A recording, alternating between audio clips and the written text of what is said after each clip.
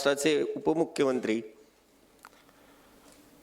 आदरणीय दादांना श्रद्धांजली देण्यासाठी शोक सभेच्या निमित्तानं उपस्थित असणाऱ्या बंधू आणि भगिनींनो, आला श्वास गेला श्वास जीवा तुझं रतंतर, आला श्वास गेला श्वास जीवा तुझं रतंतर, आर जगण मरण दोन श्वासाचं अंतर.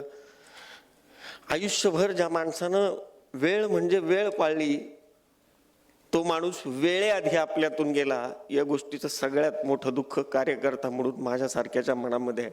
त्या दिवशी सकाळी जेव्हा ABP माझाचा जो ग्रुप व्हॉट्सअपला अनेक जणांकडे असेल, नजीम मुलांना पहिल्यांदा सांगितलं, दादांच्या पहिली बातमी आली त्या ठिकाणी बारामतीमध्ये लँडिंग करताना विमान क्रॅश झालं. नंतर आलं 3 मयत झाले, दादांना किरकोळ दुखापत आहे. मन सांगत होतं हा पठ्ठ्या आहे, त्यातून पण बाहेर पडेल, तरी मन राहवलं नाही. मी नजीमला फोन केला, म्हटलं नजीम खरी परिस्थिती सांग. आणि नजीमनी सांगितलं, हे सांगण्याच्या शब्दापलीकडचं आहे. आज महाराष्ट्र दुःखात बुडाला आणि घळ घळ डोळ्यातून पाणी आलं. काही क्षण आठवतात अजित भाऊ, याच व्यासपीठावर तुम्ही अध्यक्ष झालात. पदवी सगळ्यांच्या पदवाटपाचा सर्टिफिकेट वाटपाचा कार्यक्रम होता. सगळ्या गडबडीत सगळ्यांची पद वाटत असताना मला 1-2 सेकंद उशीर झाला. आल्या आल्या दादा म्हणले, एवढं सगळं साजरं करतो आणि पद घ्यायला मागं राहतो. तो शब्द जसाच्या तसा काळ जादू म्हटला. 16 डिसेंबरला मुलाखती होत्या. सकाळी 1 नंबर प्रभागासाठी मी गेलो. माझ्या लग्नाचा वाढदिवस सगळं झाल्यानंतर दादांना सांगितलं, लग्नाचा वाढदिवस आहे. माझ्या मिसेस आणि मी पाया पडलो. म्हटलं किती वर्ष झाली? म्हटलं दादा 19 वर्ष झाली. एवढाचा होता. 19 वर्ष लग्नाला झाली. बायकोला विचारलं, तुला त्रास नाही ना देता?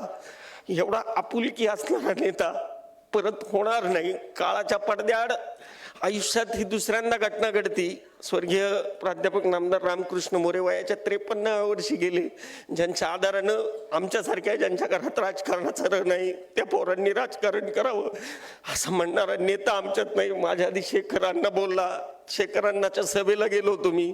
दादा जेव्हा आले, दादांना लिहून दिलं, 23 वर्ष एक कुटुंबाशी एकनिष्ठ असणाऱ्या आमच्या शेखरवर अन्याय झालाय. अमोल बालवडकर बरोबर त्याची तुलना करा. कोणताही कमीपणा न घेता दादांनी त्याच ठिकाणी त्या भाषणात शेखरांनाची अमोल बालवडकर बरोबर तुलना केली. आणि त्या क्लिप शेखरांनाच्या सगळ्या वॉर्डात फिरत होत्या. नारायण काकाच्या वॉर्डात गेलो. दादा कुणाचा सत्कार घेत नव्हते निवडणुकीत. म्हटलं दादा, नारायण काकाचं स्वामी समर्थांचं मंदिर आहे, माझ्या काकाची मूर्ती हातातून घ्या, त्याचा एक चांगला निरोप लोकांमध्ये जाईल. एक साध्या कार्यकर्त्याचं आवाळाच्या उंची एवढा असणारा नेता ऐकत होता. असा परत ऐकणारा नेता आम्हाला मिळणार नाही. कालपासून ते गाणं माझ्या कानात घुमतंय. ना चिठ्ठी न कोई संदेश, ना जाने कौन असा देश, तुम दादा चले गए. दादा म्हणजे मोठा भाऊ.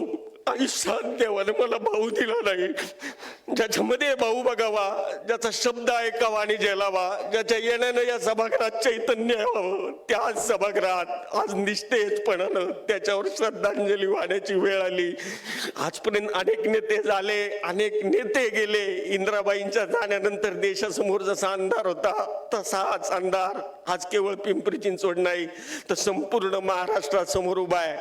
आम्ही पक्षावाले नाही तर विरोधक सुद्धा म्हणतात, असा नेता पुन्हा होणे नाही. कलाकारापासून पत्रकारापर्यंत आणि सामान्य नागरिकापासून अगदी राजकारण्यांपर्यंत प्रत्येकाला ज्याचा आदरयुक्त दरारा होता, तो दादा पुन्हा मिळणार नाही. आदरणीय दादांना मी व्यक्तिशः विनायक रणसुभे कुटुंबीय यांच्या वतीनं भावपूर्ण आदरांजली व्यक्त करतो आणि या ठिकाणीच रजा घेतो. ओम शांती.